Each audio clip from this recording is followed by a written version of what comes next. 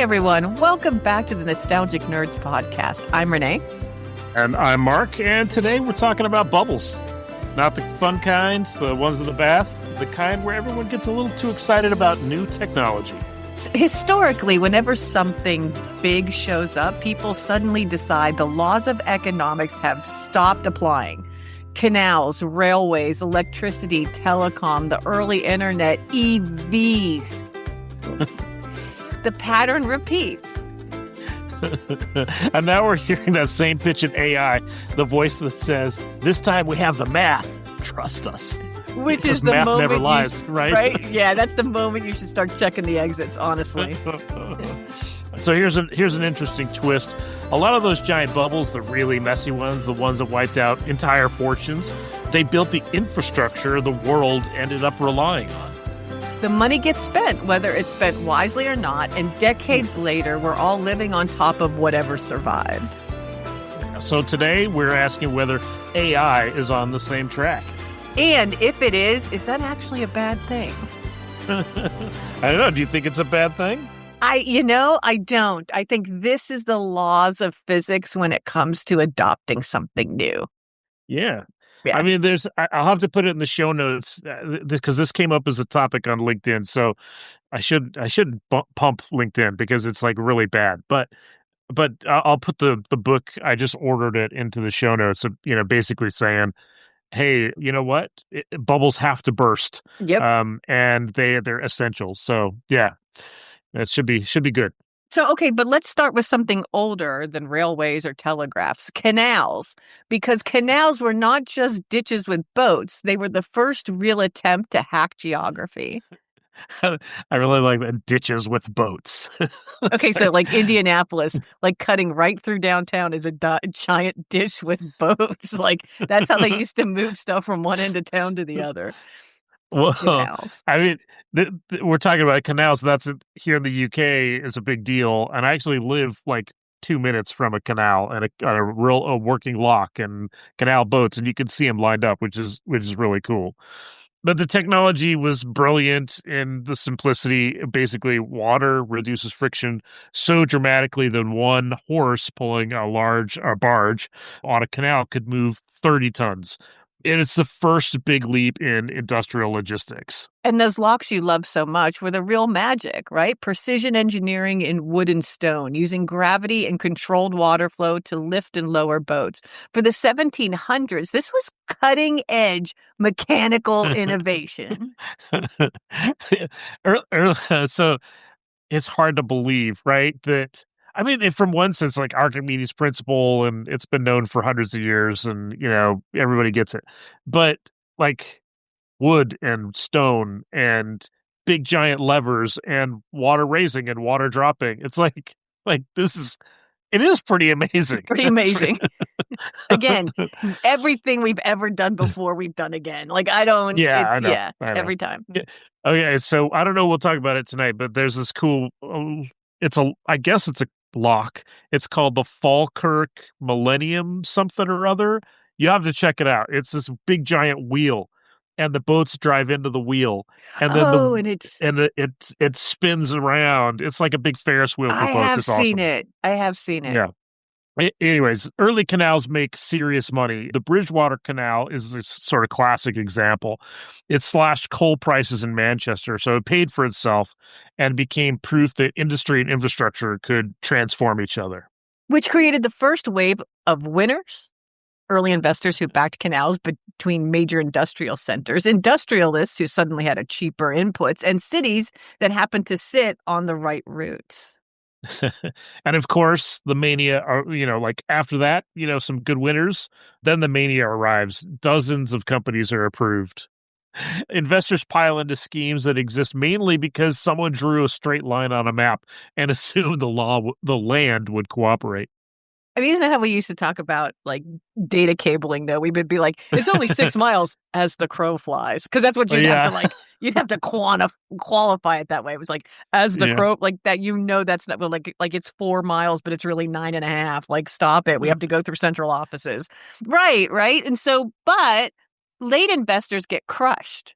right? So companies collapse halfway through construction. Some canal beds never see a drop of water. And I think this is the most important thing. Any bubble, I'm in early, I make money. I'm in the Yep. middle, it's too much girth. I'm never going to make any money. But I'm part of the hype. I'm riding the ride. I'm having a really good time, even though probably going to end up broke. Yeah. The hype factor. But, even through this chaos, the canals that worked changed Britain. They connected cities, they lowered transport costs, and kickstarted the first big wave of industrial expansion. So think about, okay, like we think about boats and moving, like shipping containers and boats. Like that's not canals, right? But it's how big stuff gets moved from place to place.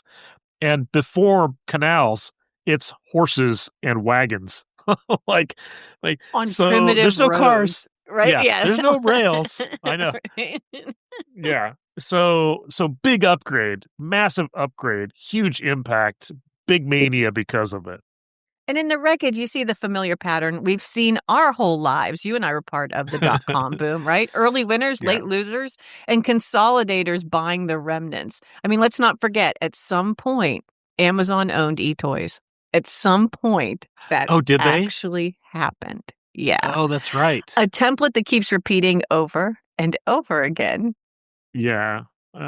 Gosh, I think I didn't even think about eToys. Yeah, I mean, that ends up a tab on Amazon at some point. Oh, I remember. Oh my gosh, the crappy tab design. Yeah, right. Remember that? And so, it was a store. Amazon had a toy store now, and it was eToys because they bought them up in the crash. Oh yeah, I remember that. I do remember that. Oh yeah. Boy, I wish I could go back and look at. Oh, I guess I could with archive. Archive. Go to the Wayback Machine. Check it out. The Wayback Machine. Check it out. The tabs. Oh, the tabs were bad. I remember. And the privacy policy for Google when it first started. It's so sweet and kind and happy. All right. Okay, so let's talk about railways. So once canals proved you could reshape a country with infrastructure, railways arrived and made everything faster, 10 times faster. That engineering leap was huge. Iron rails, steam locomotives, manufactured wheels, signaling systems. It was like introducing jet engines into the world of rowboats. Wait, can I just tell you one more thing? I actually did a presentation on this talking about the history of shadow technology. And I said that actually in the rail industry, people made their own signaling tools and they weren't the same. Yeah. They would just stand out on the road with a green lantern and be like, what the hell does that mean, right? And then they would do all this crazy stuff. Like they would make their own engines. They would make their own locomotives and stick them on the track hook and they wouldn't run into another one. Like the deregulated life that railways were before we actually said this is infrastructure and we're going to put rules in place. Up until that point, man, it was a free-for-all and it was crazy. It's crazy. Oh man! Well, I guess that's where the train wreck phrase came from, right? Right. And that was the thing you did at the county fairs is they would put two steam trains on a track and run them into each other, right? And you're like, that's rad. Like, of course we would do that. I mean, you got demolition derbies, you got demolition train tracks, right? I guess pretty amazing. The early lines between major industrial hubs made real money, and I don't think that's that's obvious, right? Enough that ordinary people, shopkeepers, clerks actually started buying railway shares, and this is where it becomes not so obvious. Right. This is when we all go in on the video when it's like $300 a share. Like, oh, yep, exactly. Yeah. Right. Well, did you see last week? They had decent report, or I guess you could interpret it as a decent report. It spiked it, but I think it dropped again. But it did today. It did today. Yeah. It's super volatile. No one can make up their mind whether or not they want to get on the AI train, right? And Parliament approved new railways at an unbelievable pace. Again, it's not a ton of regs, so go ahead and do whatever you want. More than 9,000 miles of proposed track in a short span. It was railway mania, and it was Yeah. taking over the world for sure. Yeah, I think the UK was an early adopter, for this canal mania, but also the railway mania. And there's a whole, we probably should do a railway episode once because there's a whole gauges and, widths and interoperability. And that'd be kind of I'm that'd be a someone cool one who to talk. clocks a lot of hours on Amtrak. I'm more than happy to have that conversation Yeah, with you. we should do that. My dad was big into model railways. So My grandfather yeah, worked on the railroad. My dad worked for yeah, exactly. You the got rail lots of cars at Port connections. Authority, Yeah, and yeah, yeah, yeah, Murphy's come from that whole line of rail workers. yeah.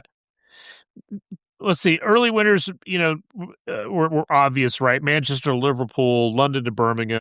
The kind of, the UK in particular, the arteries of commerce, right? You also have obvious corridors in the US as well, the Transcontinental Railway and in that. Yeah, but late stage investors didn't do as well. Many companies underestimated engineering challenges, overestimated traffic, and mispriced land acquisition. Because remember, if you want to drive that train through the middle of Arkansas, you got to buy all that land that cuts through the middle of Arkansas, Yeah. right? Yeah, and imagine you thought, oh, I'm gonna do, I don't know, wherever the track is to Boise, and it turns out there's not a ton of people in Boise, so there's no one to buy tickets, and there's nowhere to go. It's like driving, like building the train to Deadwood. Why would you bother? Why But would you people do that? did. People did though. People, Yeah. it's again. This is why we can't have nice things, because someone tried to sell somebody, stock in the railroads. Like now you're like, I'm going to put a railroad everywhere, buy my stock, right? Like it's just, Yeah. yeah. There's the monorail episode of The Simpsons, right? Right? Yeah. Why do we need a monorail in a small urban area that is already serviced by, public transportation? Like, explain that to me. And he's like, shut up, little girl. Yeah. So a huge number of railway companies go bankrupt, a third of them by some counts in the UK. But the interesting thing is that the winners at the end were not always the early investors. So this was actually, sort of a different scenario where, early doesn't always mean, tons of cash. The consolidators, the ones who bought the bankrupt lines cheaply, became the giants. Keep holding out that's going to be Ford. Like Ford's just going to wait till like Tesla implodes on itself, and then they're just going to go buy it. Like why wouldn't you? Like it seems like they have pretty good engineering. Like, or you wait for Waymo to like go sideways somehow because of bad investments, and then you swoop in and buy it up. I mean, in my mind, like you're not the barbarian at the gate. You're just the guy who's going through the dump, looking for, the thing that you think is cool. And if that's a sofa, by God, you're taking it, right? Yeah. Yeah. Yeah. I mean, especially with rails, and you see it in the, I didn't talk about it here, but in London in particular, the underground transport is happening at the same time as all of the sort of commerce transport. And each one of these little places, the Bakerloo and this line and that line, they were different rail companies. And you don't have a unified, successful system until they're all unified. They're all consolidated under one operator with the same track gauges and the same standards and the same signaling and the same, infrastructure to support it. And then the rails that they built, even the ones that ruined companies, became the foundation of the modern transport network. Factories moved to junctions, cities grew along the lines, markets unified the country. And I guess that's it, right? That's it in a nutshell. If you ask, why do you need a bubble? You need a bubble for this. Like, we can't turn it into reliable infrastructure if we don't fund the building of it, the overbuilding of it, and then the consolidation of it. And then with that, no matter what bubble we're talking about, with that, we've created infrastructure. And number one, somebody has to fund it. Number two, it's almost never going to be the government, although they'll help you do some of it. And three, just while you're funding it, like right now, if you have a ChatGPT subscription and you're paying $19 a month, don't buy their stock. You're doing your part. You are doing your part. You don't need to own another thing from them. There, I said it. There you go. I mean, I think we'll talk about ChatGPT and OpenAI later, but I mean, come on, this is there's some bad numbers behind this stuff. Right? Right? Like you're Yeah. doing your part just by buying it. Just Yeah, leave it at that. exactly. There you go. Demand, for rails, it was real, but the investment behavior was not. That mix that creates these bubbles, it also accelerates the infrastructure. If you think about it, like, if you don't have these accelerated periods of growth, then the time that it takes to actually implement something that will be useful as a bit of infrastructure maybe it won't even happen, right? Maybe it takes too long, or maybe it won't actually be implemented at all. Like, if you think about cars and rail, like there's enough separation that perhaps rail would have always been a good thing and a good piece of infrastructure. But think about the delay of rail infrastructure in the States, and then the development of highway infrastructure in the States, and how that shifted from a place like Europe or Britain, we're very dependent upon rail, to the States were very dependent upon cars. Autos. Yeah. And that was a huge infrastructure play. I didn't put it in here with the notes and stuff, but think about the infrastructure around cars and the highway system. I mean, Eisenhower basically said, build it. Yeah, right. Yeah. I mean, So, you see a couple times in history where people are like, it's time. Like if we yeah. wouldn't have cars today if the government hadn't built gas stations. I mean, they're the ones Sure. who did that. Ford was too busy building cars to build the gas stations that they were going to rely on. So, yeah, and the government felt like, okay, well, what can we do? We can aid with the infrastructure. That's what we'll do. Gas stations. Yeah. We'll do that. We'll subsidize that, right? But the next shift isn't about moving stuff. It's about moving information. And the telegraph separates communication from transportation for the first time, right? Because up until then, it's the Pony Express, or your stuff's being delivered by train. You're like, a letter from home you're writing them every day so you can get them every day because you can't make a telegraph call, right? Yeah. Railways brought speed for goods. Telegraphy brought speed for thought, messages, signals traveling through the copper at a fraction of light speed. I looked this up. It's about 0.6 light speed through copper. Suddenly, news moves in minutes instead of days. Early telegraph companies had every advantage, right? They controlled the long-distance communications. They set the prices. They were the clear early winners. Yeah, we haven't talked about this. I can't remember which episode it was. Was it the ethics one where we talked about Western Union and the control of information and how it shifted the 1876 U.S. election, right? Yeah. So the speculation around telegraphy kicks in, and small companies start to spring up everywhere. Some build lines that work, and others build lines that actually never function at all. The losers are predictable, though. Underfunded companies, poorly surveyed lines, installations that use cheap material or bad insulation, systems that could not maintain signal integrity. So while everybody wants to give you a calling card, very few could connect that call. But like some of the earlier bubbles, useful parts actually survive. The industry consolidates. The strong operators absorb everything. Western Union becomes the dominant inheritor in this telegraphy system. And society moves into a new footing. Financial markets synchronize, news becomes faster, railways coordinate schedules to avoid collisions. The world becomes a smaller and more predictable place. Do you ever see those early stock tickers? Have you ever seen those? Oh yeah, the ribbon. Yeah, the ribbon, and they're underneath the little glass dome. Yeah, right? yeah, right. Yeah, that ran off of telegraphy all day long, and it started from the spool to a trash can because you only cared about it as it was coming by. But all of that, is built on top of the bubble that burst and then left behind copper skeletons that, essentially are kind of too valuable to abandon themselves. No, I mean, when I think about the telegraph, I feel like, it got us, this is what happens. It got us used to stuff like fast. Yeah. Fast. I have information fast, right? Once we were hooked on that dopamine rush of I know fast, everything that comes after that is in keeping with I want it fast. I want it Yeah. fast. I want more efficiency. I want it faster. I want more efficiency. I want it faster. It doesn't matter what it is. I don't want to buy oil, put it in a lamp and light the lamp and keep an eye on it to make sure it doesn't burn down the house. I want to flip a switch, baby. I want electricity, right? So now we get to the part where the story starts to sound familiar to us because the telecom boom in the late 90s is where you and I enter the workforce. We come into this just as, oh man, voice over IP is starting to come around. Do you We're remember that starting, stuff? Yeah. right? We're starting to, Yep. we're going to avoid certain networking technologies because others are taking its place. So it's point-to-point networks are gone. Frame relay Yeah. comes in. Yeah, we're part of the story now. Like this is where it happens for us. Yeah.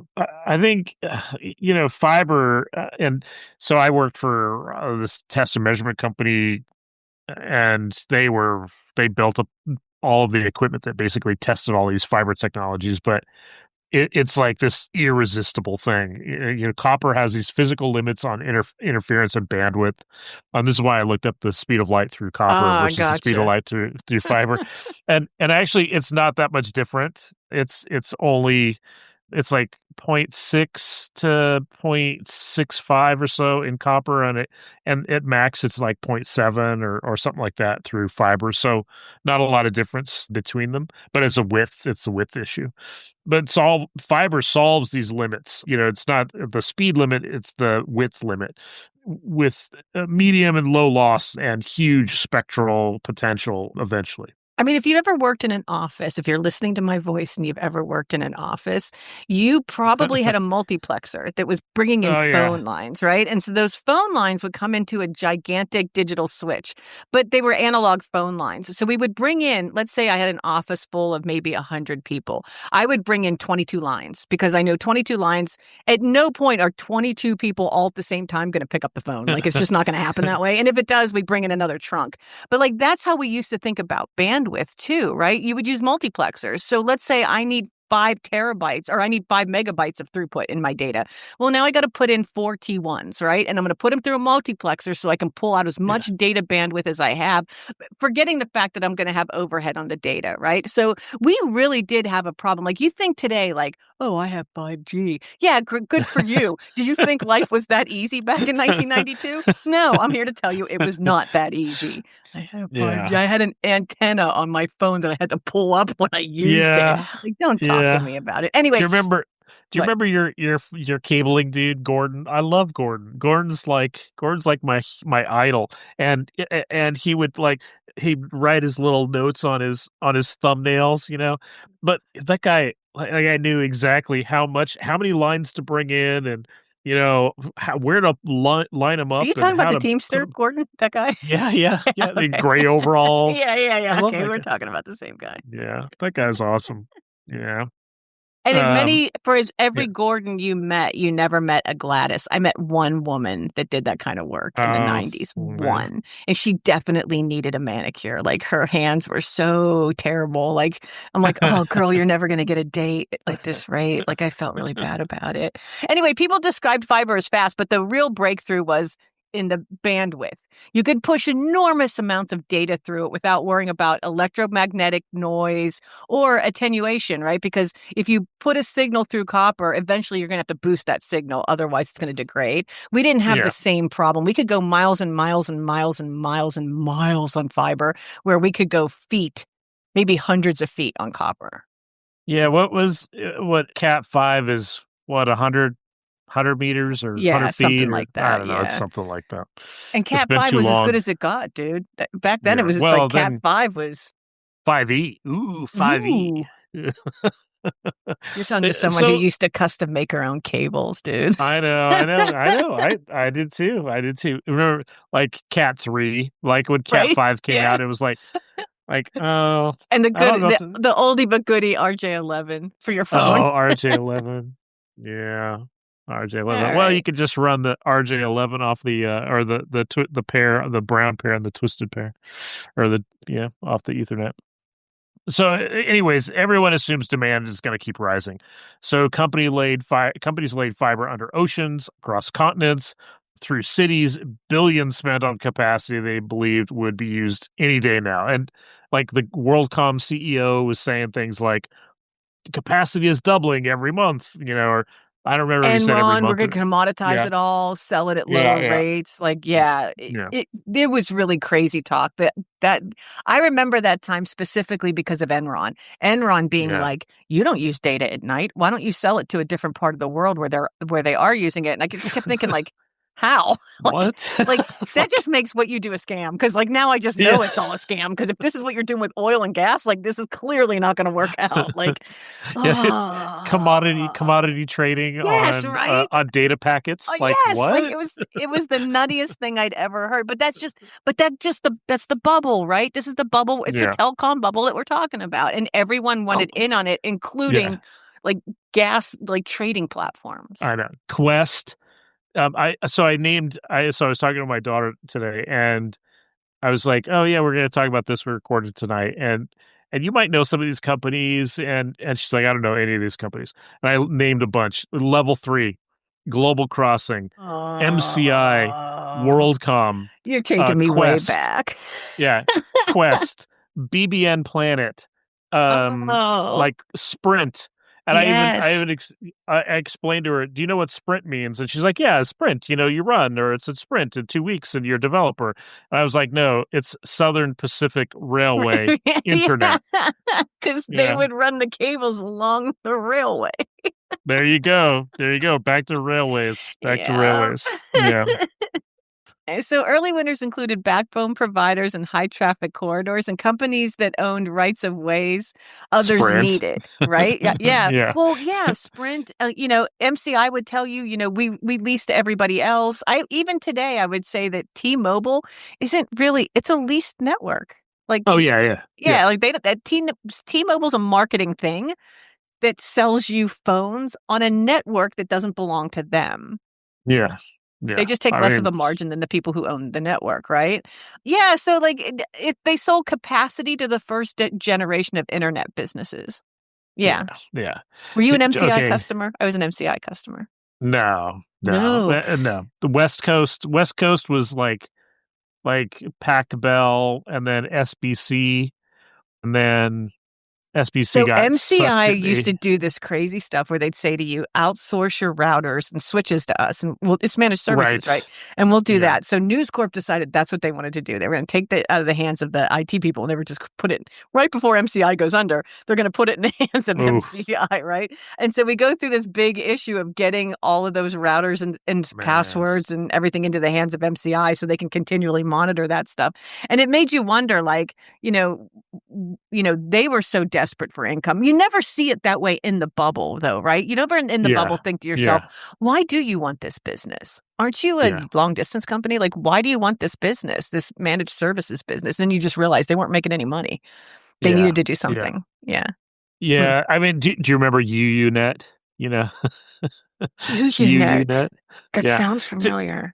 You see, like these companies, like BBN Planet, UUNet, like these companies were the very first backbone providers, and they just don't even exist anymore.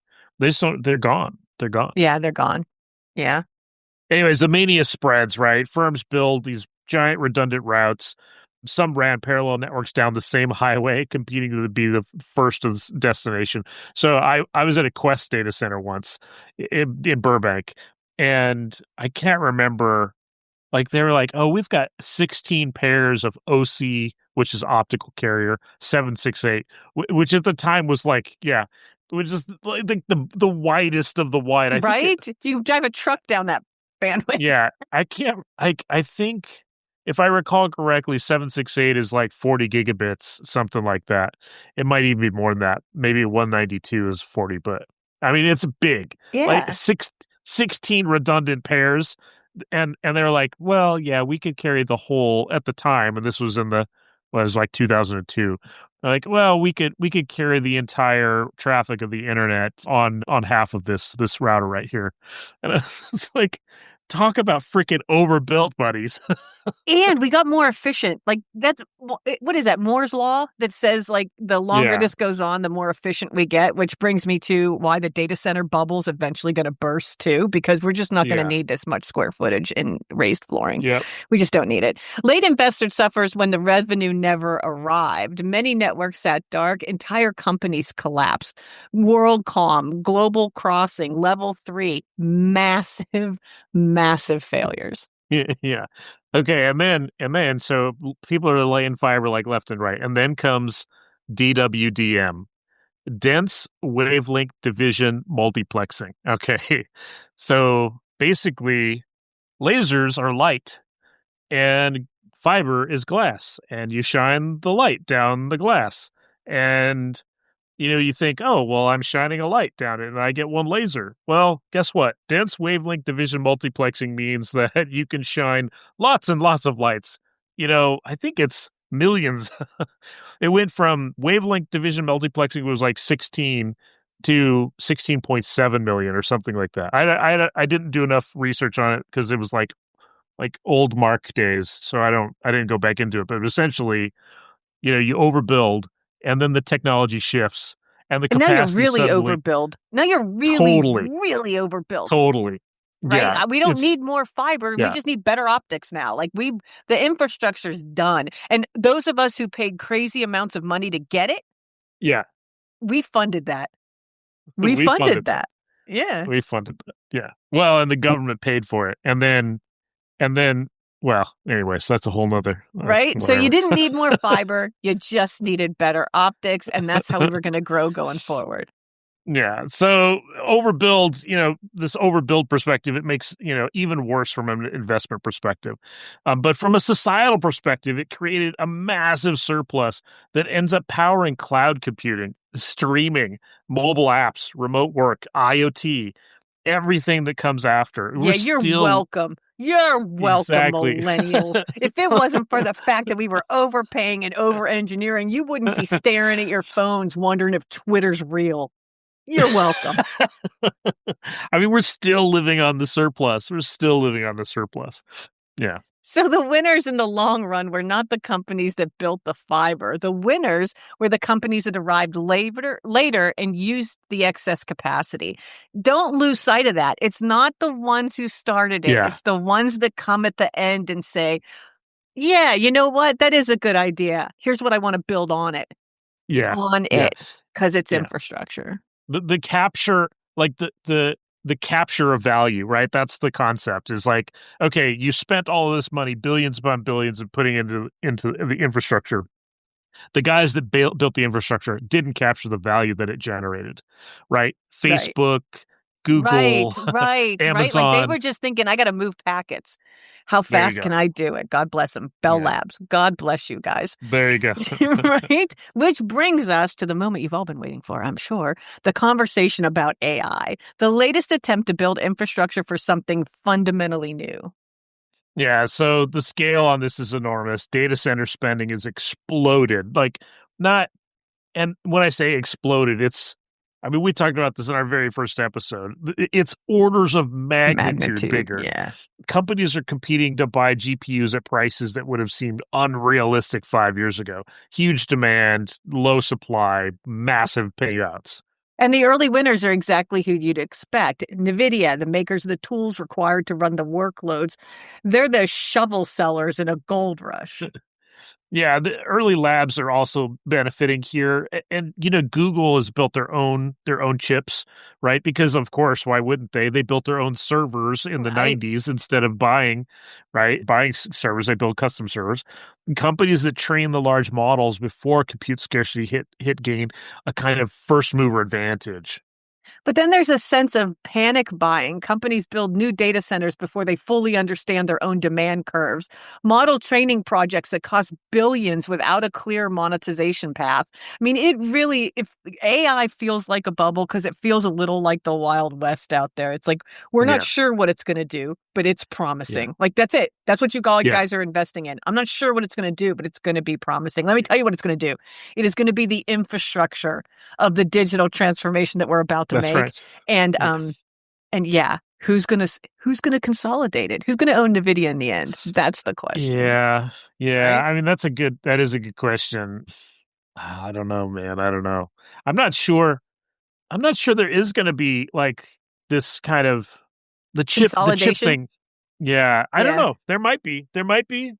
I mean, certainly the I big feel players like are I feel yeah. like every time we have a talk about OpenAI or Claude or Gemini or Gronk, like whatever is your your model du jour, right? Like whatever that is, that's all going to become one thing. Like it's going to Yeah. become one thing. It's going to be owned by someone, right? And then we're going to probably Verizon, if I'm being fair, and then we're or Oracle, and then we'll turn around and say that's the foundation that we're building on. But I'm going to warn all of you who think you're going to buy all that up and be the last man standing when it comes to the large language model. You and only you will own the regulatory landscape for that. So be careful what you wish for, because it will be regulated. Because if there's one thing that comes with the commoditization or the platforming of kind of an infrastructure, it's the fact that regulation soon follows. Yeah, I know you're right. I think you're right to call out that risk, right? The late entrants are at the highest risk there. And the firms that are planning to build their own models from scratch, I think, this is why would you go? It's like data was like 10 years ago or 15 years ago, right? We got to build a big data thing. And it's like, why would you do that? Why would you do that now? Because you're just going to go like just use Google's data tools in the cloud because they're better than what you can build, off the shelf. So teams that are investing in racks of GPUs with no assurance those models will ever generate revenue are in trouble. Cloud providers are taking on enormous capex to build this stuff out. And again, we as corporate America who have adopted the cloud as a better way to run the infrastructure of our own corporate entities, we are paying for that.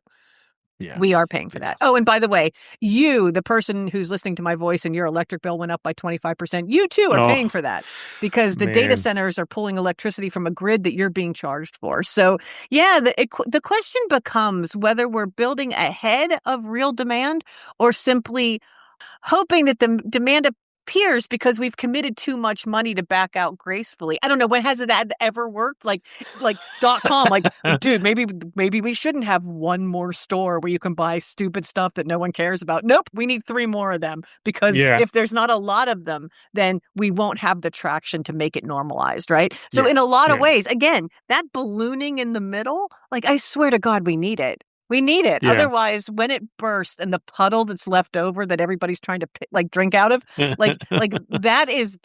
the end. But that middle thing in between where we're paying for our usage and we're paying for access and it's a crazy amount of money and all of that is required if we're going to move. Yeah. If we're going to evolve in technology, all of that is required. I think you're right. And it mirrors the telecom bubble, but I think it mirrors the e-com bubble as well, right? The .com bubble. And you remember like cooking.com version 1, right? We had 15 web servers, right? And 3 back-end servers, like it was almost nothing.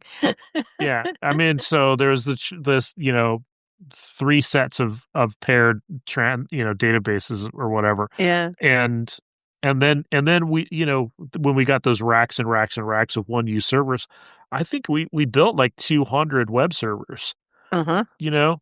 And that infrastructure literally kept that site going for years before they got acquired. Years. Yeah, I mean, Christmas, like any of those really important holidays, like we never had performance issues with them. And we would, just so we're clear, we would turn most of them down so we weren't spending a ton of money on, low periods, we would just shut off half the servers and walk away. And we would only run the site from the other half of the servers. But yeah, I mean, we were ready for it. And that's the other thing, right? When we talk about the cloud and why you bother going there, it's there's something a web developer never has to think about again. Is the fact that I might not have enough CPU power to actually have 10,000 consecutive users. That we used to have to do that math and build out that infrastructure. And now they just dynamically expand into that space and retract from it when they don't need it anymore. And they don't do anything. If you guys better never complain ever ever, ever, ever. Like, I'm on to you guys now. I am on to you. Like, you don't even know how bad it was. You don't know what it was like to be laughed at because you were using front pages extensions. Like, just Yeah. don't even go there. Don't go there. The drawing the parallels to this, I think it makes sense, but there's a bit that's like it's sort of stuck in my head, and it's a bit like it worries me a bit. Like compute depreciates faster than fiber, right? Mm. You can't stick a GPU in the ground and use it 20 years later. That's the thing that worries me, right? And I was talking to somebody the other day. Is like, okay, yeah, there's going to be an AI bubble and it's going to burst. Okay, but the infrastructure that's laid out here, can you use it in 5 years' time? Will the GPUs That's be just that? it. No. Yeah, Like no. getting past quantum's going to change everything, right? Like just look at what quantum's going to do to hardware and then ask yourself like, "Oh man, shouldn't we be building on that?" Like, do you know what I Well, mean? Like, yeah, yeah, but quantum is not good at algebraic tensor math, right? So it's a fundamentally different use case. So I don't. Yeah, but I do you think that think we'll we're. have the compute power? So even at that, the data center space that I have and the amount of energy I'm pulling, and I'll go back to when we were kids and we were responsible for buying tons of hardware. God only knows why Yeah, they would put that in the hands of kids, but they did. And we would sit there and say, you would hear it from Cisco. Shout out to Cisco over and over and over and over again. Like, why do I need to replace this? Whatever it is, whatever. switch, router, firewall, whatever. Yeah, And and it's exactly the same. I know how it works. It hasn't broken down yet. It doesn't have any performance issues. It's only 3 years old. Why do I let it off the budget and take a new one? And they would look you right in the eye and say, because this one is 35% more efficient in power. And you're like, because if you got yeah, enough of those, that matters because that starts to cut yeah, thousands of dollars off your data center bill. So like you would invest in that just because the total ROI of that was so much yeah, cheaper. So that's where we're headed. So when I say we're building all this square footage, these yeah, hundreds and hundreds and hundreds of data centers that are popping up all over Texas, southern states, like this is how they think they're going to make money. They're going to end up with things that are 30 times the size of a Walmart and just as empty. yeah. I know. I know. And And you gave it's them the infrastructure, you gave them the tax breaks, you gave them the square footing, you probably built the building for them, and then you put the electric bills on the backs of the community around them. For what? For what? They're going yeah, to be mostly empty in 5 years. yeah. Bubble or I no mean, bubble, they're going to be yeah. mostly empty in 5 years. Yeah. No, I'm with you. I'm with you. I think that's the thing, right? How much compute, and it feels almost a bit like ATM versus Ethernet too, right? Yeah. ATM was built and is more efficient as a transport mechanism than Ethernet ever is or was, right? But it can't handle it can't handle peak, Yeah. right? Right. It can't handle bursts. So Ethernet, wins out because we're a bursty, peaky, infrastructure. The things humans do demand lots of peaks and valleys, and it feels like AI development is sort of in that space where the peak usage is when you're doing these big, model development and training, but you don't do that every day. Yeah. That's not happening all the time. So, So, but then you'll have the yeah, conversation with like a research firm. I'm a research analyst, and so I spent a lot of time in these places. And one of the last places I was at, they were saying like we're not going to have our own model because the cost of training the model is so right. great that it doesn't make any sense for us to do that. Like we can be part of other models. We can try for a small language model. We can look at how we can leverage it against our own data sets, but we're never going to build our own model because it's cost prohibitive. And then you think to yourself, but you're a research firm. Like if anybody is suited for this I kind of know. thing, it's you. Like I don't understand. Then you take it, right? But this is what it comes down to. Yet the incentive structure remains, right? So compute depreciates faster than fiber, right? I can't stick GPU in the ground, like you said, and use it 20 years later. Yet the incentive structure remains. Nobody wants to be the company that has underbuilt if a breakthrough happens, and fear drives investment more than rational market sizing. If we don't invest in this, we're never going to get to Mars. You're not going to Mars anyway. I hate to break it to you. Well, I mean, don't let Musk to hear you say that, but yeah, Hey, I E-boy, agree. you ain't Yeah. going. But this is why it feels like another infrastructure bubble forming, right? Not because AI is fraudulent, but because the scale of the bet is extraordinary compared to the revenue it currently produces.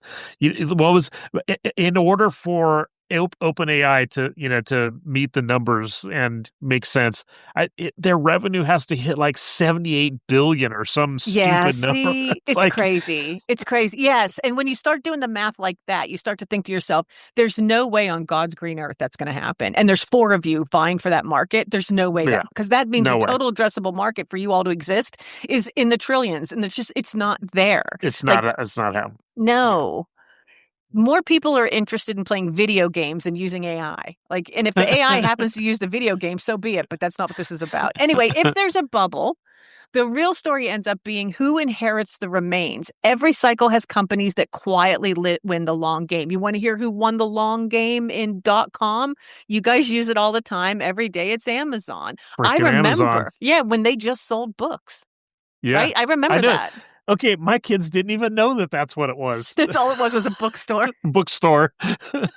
And you know what? Like, do you remember when you bought on Amazon because it was cheaper to buy books on Amazon? Yes, because he would buy them in bulk and stick them in his garage and then sell them back to you. Yeah. But like, if you think about it, like, okay, so I know a little bit about books distribution and publishing and all of that. Right. And at the time, the markup on books across the industry is 100%. So if you flip the book over and you look at that and it says $10.95, then the cost to the seller was half of that exactly. Like that's how it always worked. And so Amazon buys them, in the same distribution channel everybody else does, but they don't have the same costs. And so what do? They cut the price below, that number that's on there. Everybody's up in arms. Everybody freaks out. But what happens? Retail bookstores close. Yep. No more Borders. There you go. Your kids have never been into Borders. That's right. But then what happens over time is, the price of the book goes back to the normal, sticker price. And their margins are higher. So if you guys are wondering who won, who came out on top, but at the same time, I don't use just Amazon. There's a bunch of sites I use. So in becoming infrastructure, it changed the way we work. It continues to push the boundaries. We expect free shipping. We expect stuff delivered same day. They keep pushing those boundaries for us to keep us accepting the idea that that's how we should shop. I think that is like that. They quietly win the long game. And the next thing you know, that's infrastructure. Yeah. So railways still use right-of-way, originally surveyed in the mania from ages past, right? Western Union inherited that telegraph infrastructure. The modern telecom landscape sits on top of fiber routes laid by companies that no longer exist. Level 3s remain sit inside Lumen. Oh, remember Lumen? That takes me back, too. That's what came after Bell Labs. Yeah. Sprint Spectrum ended up inside T-Mobile. Google, Amazon, Meta, and Netflix built their businesses on cheap long-haul fiber brought after bankrupt estates. So, yes, right? Like, that infrastructure, that failed idea of commerce, right? What we would call today an abject failure, MCI, level 3, all of that. Yeah. No, it just became so commoditized and so much infrastructure that it's not the point anymore. Now it's, how do I create value on top of something that's cheap and plentiful? So I'll ask you, how are you going to build something on top of something that's ultimately going to become cheap and plentiful? AI and models. Yeah, that's right. Well, I mean, I am building something. Well, there you go. There you go. But if this AI bubble pops, the most likely winners are not going to be the late stage model builders. It's going to be the companies that make use of the compute that survives, right? Value capture. Who is going to take advantage of the infrastructure that exists? So just like the cloud wave lived on fiber someone else overbuilt, the AI wave may live on compute someone else overspent on. So, those NVIDIA chips that everybody keeps building out those giant data centers for, one day, Mark and I are going to own a corner of that data center. We're going to pay 29 cents a day for it. And on that, we are going to build genius. But that's what it comes down to, right? Like, that's what I'm waiting for. I'm waiting for everybody who has one more time for my public service announcement. This is Renee Murphy telling you, if you pay for a model, you've done everything you need to do to support that model financially. Please don't invest, because you're not going to be the one that's going to be able to consolidate it on the backside when it bursts. Yeah. So don't be part of that. Yeah. Don't be part of that. But also, unfortunately, I think because Wall Street is crazy, and they act irrationally. I mean, we talked about this, off script last time, just off, B roll or whatever. It was there's derivatives on these infrastructure plays. There's massive bets essentially on all of these different, hyperscalers. This is what scares me. It's like, no matter, what happens, yeah, okay, don't invest, don't be a late investor. But because so much of the financial markets are tied up in these huge bets, that we're just going to be in another 2008 all over again, and that scares me. I think it's interesting how much money's being traded back and forth across seven companies, right? And then in the end, are those are they too big to fail? Is Oracle too big to fail? Is Facebook too big to fail? Like, I hope not. I hope I hope not. Yeah, I hope not. I hope they get bought in a fire sale by somebody else. I don't care. I don't even care if it's Verizon, and I'm not particularly nice to Verizon on any given day. I don't care if it's them. I hope not. I hope NVIDIA is not too big to fail. I hope, at no point should we be thinking about it that way. Like, AI is going to do what AI is going to do. The value is going to be built on top of that infrastructure one day. It's just not here yet. It's not here yet. Yeah. We'll see.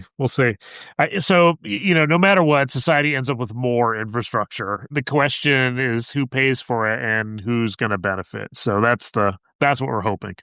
And as always, the answer is rarely ever the same group, right? That's right. Right. Yeah. Yeah. This is like, just think about that. Like, from zero to like major player, OpenAI, like, it didn't exist, and then all of a sudden it existed and shifted the whole cultural conversation. So here's what I'd say. The government had AI probably for 25 years. Definitely IBM had Watson for at least 20 years, right? And so while they're letting Watson, go off and play chess grandmasters to prove it was smart, they were keeping it out of the hands of you and me, right? Yeah. Like, for me, OpenAI was the democratization of something that had been around a really long time, and we were finally getting access to it. And so I think that's part of the reason why it took off so fast. We hadn't had new technology in such a long time. We hadn't been able to play with that stuff in a way that was really good. We were chomping at the bit to get past really, really hard analytics. Like, this is easy analytics. Like, we had to get past the I need a data scientist degree to actually use analytics. Like, we're past that now. And so for me, like, maybe that's why I think this bubble, it's still going to burst, but maybe it doesn't burst as fast, right? Because, like, on one hand, that democratization showed you and me the world of the possible, and I'm not so sure you or I are willing to let that go. I'm not. I just wanted to see it turn into infrastructure. I just wanted I want it to be over. I want the bubble to burst. I want it to be bought up. I want there to be one model, and it belongs to somebody who already bills me, and I'm good. Netflix, buy it. Anybody who already bills me, I'll pay you more money for it. We'll call it a day. It's really interesting to see, like, because I was playing with my LinkedIn BS detector thing, and so I used Anthropic to help me with that, and not with some with the code, but some with the actual model piece itself. And in order for the model to respond, I have to basically, throw it into Anthropic's API and get a response. And I got to pay for that, and it's not cheap. It's like 10 to 15 cents per call. And I'm like, well, the economics are dumb then. That's expensive for me to, like, put it. I would have to pay 10 to 15 cents on every single LinkedIn thing that it wants to analyze. And that's like, whoa, wait a minute, that's expensive. So maybe there's an opportunity for government to step in and say, you don't get to make money that way, right? Like, at 15 cents a call, like, that's not how a digital world should work, essentially, right? Every time I pick it up and get a dial tone, I owe you money. Like, so if you Yeah, are going to maybe. call it infrastructure and it's going to be commoditized, like that's the first thing that has to happen. It needs to go away. And usually how that happens, think about what we did to batteries. So for a Yeah. long time, Elon's like, I'm the battery man. Okay. And then Yeah, it wasn't, Samsung but was like, we're the battery people. Like, all right. But still, batteries die after 5 years. People who had yeah. their Teslas were realizing a $20,000 battery after 5 years isn't really palatable to them. But the one thing that the infrastructure deal did in the Biden administration was they went back to the Sandia labs and said, okay, I know you've been making bombs this whole time, but now I got to figure out a breakthrough in battery. Battery So tech. Yeah. you, Sandia, you're going to figure out how to create a battery that lasts 25 years, costs 90% less. It can be used anywhere that we need to store information, including the size of a house or a car. Like that's your job now. And they're now at like they're almost, well, before the Trump administration came, they were almost there. They almost had it. So like if you think about it, like, yeah, private industry might start it, but there's a way for government to say, you're not moving Yeah. fast enough. You're Yeah. monetizing it too much. Here we come. It's going to be 90% cheaper. It's going to last 25 years. And that's going to be the standard you're going to live by. And Sandia is going to bring it to you. That's amazing stuff that government can do for you if you put the right government in place. Yeah, I think if you put the right government in place, right? Uh-huh. But that's the operative scenario. I don't think like even after Trump, I don't think that the U.S. has the political landscape, or will to do Dude, it that doesn't kind have of to be stuff us. right It now. can be you. I don't care who Well, does see, it. so that's what I was going to say is that actually the EU, which I think they're a weaker voice than they should be. But the EU actually has, some progressive thinking in this space. So particularly around privacy and sovereignty of data and that sort of thing. So potentially they could push for this kind of change, but I don't know. We'll see. We'll see. I really don't think it's gonna. We'll see. I But think there's a way to get look, there without us we're funding living. it. Yeah, Yeah. we're living in the world of the tech bros, and we're Yeah. just, And I mean, they want us to fund everything. And so, yeah, and if that means they have to hollow out all of our pockets to do it, they're willing to do that's it. right. That's why pay for your subscription and nothing Nothing else. else. Yeah, yeah. Look, AI agents should act on behalf of the people, not the platform. That's the. Oh, that makes me warm and fuzzy. I hope it works out. All right, It's we're not. It's not agency if it I know, behaves. I hear you. But the Like, corporate here, this is how it works in America. The agency we're talking about is not personal. It's corporate. Always, always, always, right? hey, Always.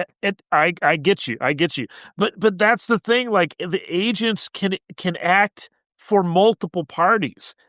And you know what? An agent that is representing, whatever, Bob's bait shop, that's okay that it's acting on behalf of Bob's bait shop. But my agent shouldn't act on behalf of Bob's freaking bait open. shop. Right, Bob's Bait Shop or OpenAI or Google, because Bob's Bait Shop paid Google and paid OpenAI to load Bob's Bait Shop into my I mean, agentic how else are you going results. to pay for Google or OpenAI? Like, how else are they going to make money at the valuation they need to make to be who they want to be? Like, they're literally going to have to monetize that whole platform, and that's how they're I'm going to do it. I'm Yeah. I'm making a prognostication here right now. Right now, digital marketing and advertising is dead. Digital marketing and advertising is gone. In 25 years, it will not exist. Or it will exist in such a different form that it will be unrecognizable. Think about it. Think No, about it. I can't stop thinking about it now. Damn you, man. That's all I'm going to think about for like the next week. This is it. This is all I'm going to think about. We The end of talked about digital this. marketing. That's right. We talked about this before. Agents talking to agents. Why do you need advertising that is meant for eyeballs when it's agents that you're trying to target? Yeah. You know how much I love a good ad, too. That's a shame. Damn it, Yeah. man. A lot of artistic people who can't get jobs in Hollywood end up making stuff for content, and I'm going to miss it all now. It's not going to make any difference. We've gone way afield here. Yes, we have. So let's just end this one, shall we? All right, look, everybody, thanks for joining us on this tour through 2 centuries of infrastructure bubbles. If you have thoughts on whether AI is the next one, send them our way at nostalgicnerdspodcast@gmail.com.